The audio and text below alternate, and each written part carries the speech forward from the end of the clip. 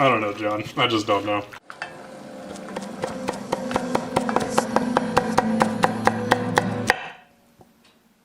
Hi, I'm Phil. Welcome to Pretty Good Cooking. Tonight on the show, we're continuing the month of mayhem.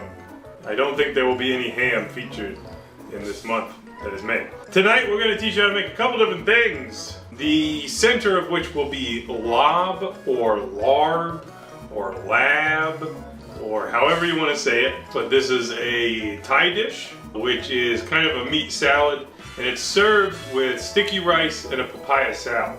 Don't have a lot of experience making any of them. Certainly I'm not an authority on how to make any of them either, but I do think it'll be fun to kind of stumble through this because I really like this kind of food. So hopefully I can make something that tastes reasonably similar to something that tastes good.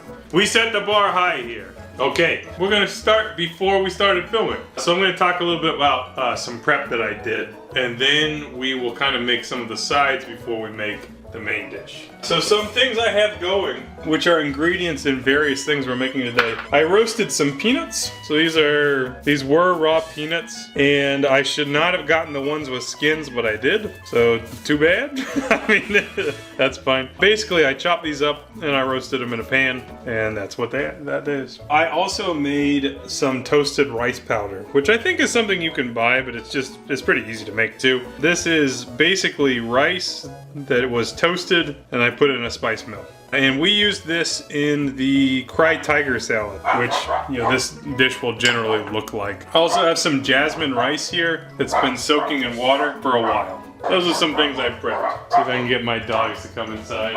Iggy, come on. Nope, they're not gonna come. Okay, so I'm gonna start with the rice, I think that's what we'll do. And I saw an interesting suggestion. So traditionally this sticky rice is made in a bamboo steamer, and I did not want to buy a single purpose item. For as much as I like this kind of thing, it just seemed silly. So there's lots of ways you can replicate the steamer, and I researched a bunch of them, but ultimately I saw one recipe that was like, just boil the rice with a lid not on it. So that's what I'm gonna try to do today. So basically I'm gonna get some water in this pan and just boil it. And hopefully that makes sticky rice. I apologize that that's not really a good way of doing it, but you know, if it doesn't come out, we just won't eat rice. Oh, seems like the dogs want to come inside now. Wow, that's the fastest he's come inside in a while. Okay, alright. So let's make our papaya salad. So we're gonna use a green papaya. It is pretty large. This is a green papaya, which means that it is underripe. And that's desirable for this because we're trying to have something crunchy. It's a crunchy salad. So I'm gonna peel this. And if you have one of those julienne tools, that's great for this, but I don't. So I'm gonna show you a method that I found on the internet that I thought was hilarious, mainly because of the danger involved. And if that doesn't work, we'll just start slicing. You can also use like a box grater. I mean, ultimately, what you're trying to do is shred your papaya. So however you want to make that happen, you can do that. All right, so I'm gonna show you this method that I found somewhere, which I thought was hilarious. And I'm not gonna do it the way that the lady I saw do it, because it seemed just about the dumbest way you could do it. But the recommendation is to take a knife and just start hitting your papaya like this. And the way that this is different from how I observed is that she held it in her hand like this and then started hitting it with a knife. So if you miss the papaya, what are you gonna hit, John? The mark. No, you're gonna miss the mark. So if you do it that way, with lots of shallow cuts, you can then take your knife and shave off. Boy, that was a bad cut. You can basically shave off pieces from those shallow cuts. So I am gonna work on that. This is pretty normal for the actual papaya that you're trying to make. Shreds like this. How you decide to do that is up to you. I am probably going to just try a bunch of different things, and I don't know. I'm gonna be chopping this for a while, is my point. So we'll be back when I have a pile of cut up papaya.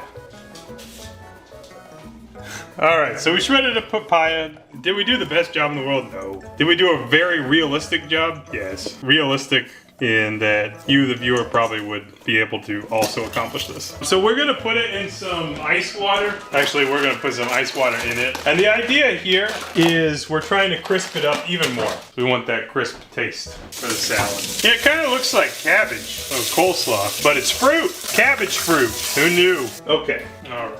I think this rice needs yet more water. Maybe let's just never look at the rice in this episode.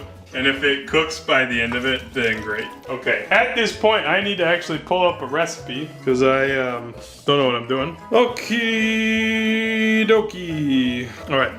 So this salad is typically made in a mortar and pestle. So they'll have like the big, you know, a lot of the ingredients are crushed together, which can actually significantly change the flavor of the dish. I don't have such a thing that is big enough to do that, which is okay, because most people don't. So we'll get started on our dressing for this salad with some garlic. Got 2 cloves of garlic. The alternative to crushing everything is to kind of chop it up and maybe beat it up a little bit.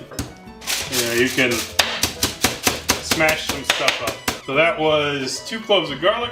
And next we're going to use an ingredient I have never used before, dried shrimp. Very common in Thai recipes. They look like this, and they are literally shrimp that have been dried. So there is to it, really. So we need about a tablespoon of that. These also would generally be crushed. If your shrimp are large like these, and they're not like the super tiny shrimp, definitely chop them up. Basically, I'm just gonna mince them, and you can crush that to your heart's content. Next up, we're gonna use fish sauce. I typically use squid brand. You can use whatever you like. I like squid. There's many other fish sauces out there. You can use the one that you prefer. They all stink. We use palm sugar, which is also a new item for me. The one that I got come in this jar, and it was completely 100% solid. When I first got it, I threw the jar in the microwave for about 30 seconds, which was enough to soften it up to actually get out some pieces. And you do want to incorporate this into your dish. So one of the ways you can do that is,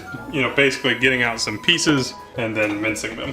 You can also, if you want, mix this with a little bit of water so that it almost dissolves. But essentially, it's going to dissolve when we mix it in with the other liquids that we're using. Is palm sugar environmentally friendly? Palm sugar is not environmentally friendly whatsoever, but it is authentic to the cuisine. So it's very, very delicious. Palm sugar and palm oil are used in a lot of different things. That tastes really good. Probably not the most sustainable thing. You want to know more about that? Go look it up. Okay, and then we're going to need some lime juice, which is you know, very, very common in these types of dishes. So we will juice straight in there. I always like to do a secondary juicing. Lime juice is going to be one of the main liquids we use for our dressing. Maybe to start with the juice of 1 lime. Another thing you can do, which is very, very common, is you can add chilies to this. Because we will be adding, maybe we'll put in a chili or 2. I would like this to be relatively not that spicy. 1, so that John can enjoy it better, but 2, we'll probably make the main dish fairly spicy. That tastes real nice. Okay, now I think our dressing is mostly good, so we'll go ahead and drain our papaya. And we may need to adjust the seasoning once it's in there. Oh, I forgot I was gonna add those chilies. I'll go ahead and add a couple. So a little bit of spice. So we'll just add two little Thai chilies. So most of the Thai chilies sold in the United States are not like crazy hot, but they are going to be hotter than like a jalapeno. So a little bit goes a long way, is really what I'm trying to say. If they were more authentic, they would be, you know, way spicier. And something else that you can add a little bit in the dressing now is the roasted ground peanut. Just a little bit. And then we will top the salad with some more of that. I think we'll add some more lime juice too. I think I'm just going to add more lime juice and more fish sauce so I have more liquid. Yeah, maybe we'll just start with that. I am kind of eyeballing and freestyling this a bit because everyone's flavor preferences are going to be different for these. So that's something to think about. So we may tweak it further from here. But at this point, you just take your dressing and go ahead and pop it on there. So go ahead and mix it up like that. And then I totally forgot about the other things that go in this. So I'll be adding them now. It's no big deal. Also no surprise that I forgot. So this is a common addition to this is actually green beans and tomatoes. And green beans specifically are long beans, like Chinese long beans, which I could have got but did not get. So instead I'll be using regular green beans, which I blanched and I already chopped these up. So here are some tomatoes and some green beans. They're actually supposed to be beaten up a bit. So again, you can hit your beans and incorporate those into the salad as well. Pretty cool. So we will give that a nice mix, and we'll top it with some more peanuts. And when we serve it, we'll top it with yet more peanuts. But this would be a good time to try it, to see, did we make something that tastes reasonably okay? And we did. It was really good. So even though I feel like I kind of did a fairly mediocre job of making this dish, this tastes f***ing awesome. All of those really, really strong flavors that we added come through nicely. And I'd say my biggest complaint, I didn't chop up the papaya finely enough. But that might be okay, as it kind of marinates a little bit more. So we will set this to the side while we cook other things. Well, there's our papaya salad. And I like the green beans too. Okay, let's move on to the meat dish. So here I have a red shallot. So I'm having a dickens of a time getting apart, which is okay. It's not that big a deal. I have two bowls going. One of them is going to be our kind of like serving bowl, and the other is going to be our marinating bowl. And for these shallots, I am just going to very, very thinly slice them. I'm just going to slice through one big shallot. Go ahead and plop it in there. And then in my other bowl, I'm going to get some beef slightly marinating. It's not like really marinating. It's kind of dressed, I guess. But we have ground beef. This is 85/15. You could also use pork, chicken, duck, fish. I believe the Laap is made with almost anything. And on that beef, hit it with some lime juice. God damn it. Trying really hard not to touch that, but that didn't work, obviously. Just hit it with a little bit of lime juice just for a minute there. Kind of mix that in. Add some more lime juice. You need a lot of lime juice for this food. So juice of 1 lime on your beef. I'm doing 2 pounds of beef because we are hungry boys and I'd like to have leftovers, but certainly you can make a smaller amount. And I am going to go ahead and get other components of this going in that second bowl before we cook the beef. Cooking the beef is probably one of the last things we want to do so that it tastes super fresh, like we just cooked it recently. All right, we need to add some green onion and some cilantro and some mint. So we'll start with, let's say 3 green onions. And for those, you can rough chop it, you can thin chop it, just chop it. Keep losing track of my scraper. Keep losing track of everything. There's too many ingredients going on. And then we'll get some cilantro, and we might as well get the mint too. And I'm being real lazy in how that I grab those things. You know, you could be much more precise, but I just don't think it matters that much. So these I'm giving more of a coarse chop. And if you see any very large stems in there, go ahead and throw those out. All right, now other things we're gonna add are lots of fish sauce, really lots. And if you want, you can add some of this to the beef too. And then we're gonna add some of our toasted rice powder as well. I would say give it kind of like a sprinkle over like this. So we'll give it one of these, give it a second over. And then it's up to you how you wanna make this spicy or how spicy you wanna make it. But I'm gonna use some Thai chili powder. When I looked it up, this is from Thailand. So it's Authentico. You could certainly use fresh chilies, that would be just fine, but we're gonna use the dry stuff here. And then of course, yet more lime juice. God damn. That lime really got me. But hey, that means it was a good lime, right? It's just the way it is, John. It's just the road we're on. The way of the road. All right. Okay, over here in a pan. You can use any kind of pan you want. A wok is probably traditional. I'm just using a non-stick cast iron, non-stick skillet. Just a little bit of neutral oil. We're gonna let this heat up real high. And then basically we're gonna sear the beef, cook it down, and then mix it with our other ingredients. And traditionally, these apparently, from what I read, these kind of things are often cooked lightly. So sometimes the meat is a little bit rare. You know, generally speaking, in the United States, our ground meat is not that trustworthy. So, you know, if you want to roll the dice on that, you can. We will be fully cooking our meat today because we're cowards. I have been drinking the whole time. I don't know if we talked about that at all, but I've been drinking vodka sodas the whole time. There's the evidence. Here's an update on our sticky rice. I believe I added too much water. I had little faith, you know, but it is rice and it looks sticky. So I'm calling that a win. I'll take the dub. And everyone who knows what they're doing with this, you can give me the L, but remember that not only do I not read the comments, I can't read the comments because I can't read. Okay, time to fry the beef.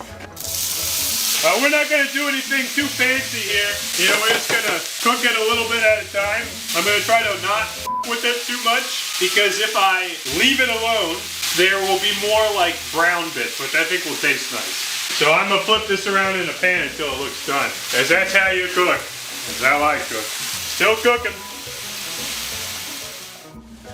All right, so here's our beef. Pretty much fully cooked. We didn't get really that many brown bits. There's a couple if you look very, very closely. But we're gonna throw this in with our other stuff, hot as it is, and we're gonna put in all that fat too. It's fat's flavor.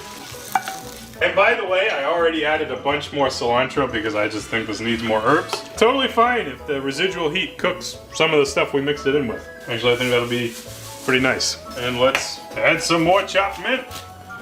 And then we can top it with some more rice powder. Gives it a little bit of textural, interesting stuff, I guess. Give it a quick taste. Holy moly. It's so good! From my initial taste, I honestly think I could use more lime juice. But it tastes really, really good. And I can't believe I used like 5 limes in this recipe. I gotta go out of my garage and get more, so I'll be back. Just a bit more lime, and if you want to tweak other parts of the flavor, you certainly can, but this is going to get us where we're going. And let's bring it all together. Papaya, larb, not so sticky rice. And larb typically is served with a bunch of vegetables to accompany with it. And I did this ahead of time. So there is lettuce and chopped cabbage and more mint, tomatoes, some more green beans, and yes, even more limes. I never have too many limes in this kind of cooking. So, I guess I'll make a plate out of it. All right, some larb. Actually, we'll plate the papaya salad separately. And there is tonight's dinner. All right, we tasted the papaya salad already. I'll give it another taste just for integrity. It's really, really good. This is a really good summer food. It's super fresh. Just make the papaya smaller. And then our larb, do a little bit of larb and rice. And that tastes very, very nice. You could also grab a lettuce leaf and spoon some of that larb into it. Maybe add a little cabbage or, you know, mint. Or maybe just throw a green bean on there. What the hell? Why not? And that tastes really nice too. John and I are huge fans of this type of food. And like I said at the beginning, I'm not an authority on this whatsoever. I actually firmly believe this is in the realm of things of like, you know, pay the people who know what they're doing with these to do it and go support those restaurants because this is some of the tastiest food in the world. It tastes super fresh, flavor explosions. You can replicate it at home. It was kind of a lot of work to do that, but just eat more of this food. I think that's really what my advice is. So that's how we did it today. I hope you get a little bit of inspiration to at least order this food if you haven't tried it before. And if you want to make it, you know, maybe you go look up some other videos. So that's how we did it today. We'll see you next time in the month of mayhem. I don't think there'll be any ham.